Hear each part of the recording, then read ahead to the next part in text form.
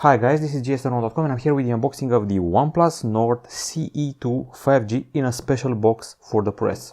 Now this is the latest mid-range phone from OnePlus and they're calling it a mid-range killer. Back in the day, they used to call their phones flagship killers and now they're going for the mid-range segment. This is the follow-up to the OnePlus Nord CE from last year. CE stands for Core Edition and this is the Core Edition 2.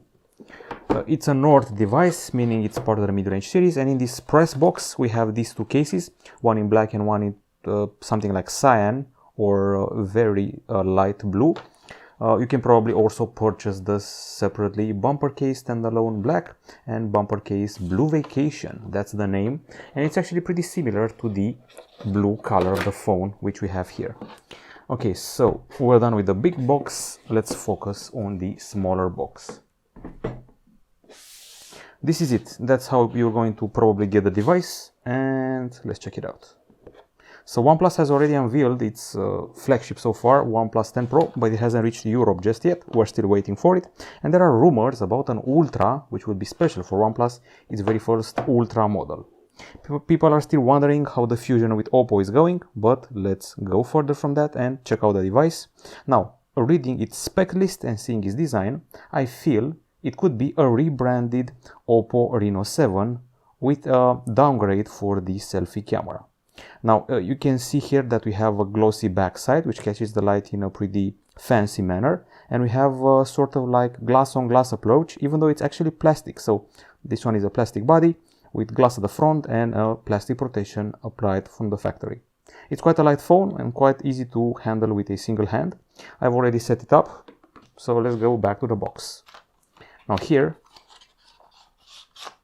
we have the typical case, even though we already had two of them. This one here is pretty light, it's, I would say, semi-transparent, it's got a nice texture to it and all the needed cutouts. Here you can find the key used to access the slots, and by slots I mean 2 nano SIMs and 1 micro SD, a message from the team. OnePlus has always been close to its fans and users, and finally safety information. Good. Okay, so now we go further. Don't forget this pull tab here, which reveals the last two accessories. So the trademark red and white cable from USB-A to USB-C. It's present ever since the beginning of OnePlus, and we have this hefty charger with a USB-A connector with the promise of 65 watt super VOOC charging. Okay, that's about it. I think we've covered all the basics, all the core accessories here. Nothing else left to cover. Now we focus on the handset. Okay, so first of all the code, since we just powered it up. Now I also have to say that it comes in a gray mirror version and the Bahama blue. We obviously have the Bahama blue. You can also easily call it Mediterranean blue if you want. The thickness is 7.8 millimeters, a decrease from the last year OnePlus Nord CE, and it's 7.9 millimeters. It's a bit heavier at 173 grams compared to the predecessor's 170 grams. Now the design, as I said before, it's pretty light and also glossy, and is made of plastic, and the bezels aren't exactly slim, but I would say they're decent in size. They should not spoil the immersiveness of the screen panel. Now, speaking of which, this is a 6.43-inch screen of the AMOLED variety with a Full HD Plus resolution and 90 Hz refresh rate, good enough for some gaming needs. Gorilla Glass 5 protection and also HDR10 Plus, so you're going to definitely enjoy playing some games on the screen and also playing some videos. Now we go further than that, and let's check out the CPU we have available here. I'm going to opt for this app. It's a MediaTek Dimensity 900 6nm chip. I've seen it before. I've seen it on the Oppo Reno 6 or Oppo Reno 7, and there's also the Honor 50 SE. Now let's see which version we have here, because there are multiple versions. We have the one with 8 gigs of RAM and 128 gigabytes of storage. There's also a version with 6 gigs of RAM and well, that's about it. There's no extra storage version. It's LPDDR4X, just in case you're wondering, for the RAM, and UFS 2.2 for the storage, of course, plus microSD. Now we've reached the battery, which could easily be a selling point, seeing how well the predecessor did. It's a 4500 mAh unit with a dual cell setup. There are two 2250 mAh units inside, and it charges at 65 watts. You should be able to easily charge it in about something like half an hour or slightly above it. Now, for the sake of security, you have a fingerprint scanner in the screen, but you can also unlock the device with your face, with face unlock. I'm using a combo of both. And if you look around it, there is a microphone at the top, there is an audio jack at the bottom, there is the microphone here again, USB-C port, and a singular speaker. We don't have stereo speakers here. On the connectivity side of things, as the name says, there's 5G in the name, so there's 5G connectivity here. There's also Wi-Fi 6, Bluetooth 5.2, NFC, GPS, GLONASS, Galileo, BDS, and QZSS, USB-C 2.0 at the bottom, in case you're wondering. And as far as the camera goes, this one is a 16 megapixel shooter with the already classic Sony IMX471 sensor I've seen on a lot of phones.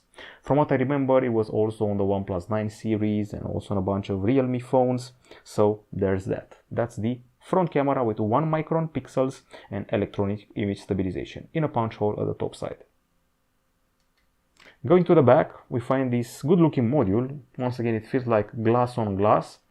It's a pretty nice approach here. It doesn't protrude very much, and it includes a 64 megapixel main camera, which combines 4 pixels in one to produce 16 megapixel shots, has a 6p lens. Then comes the 8 megapixel ultra wide camera with 190-degree capture, and finally this little fellow here, 2 megapixel for your macro needs. We also have the tiny LED flash.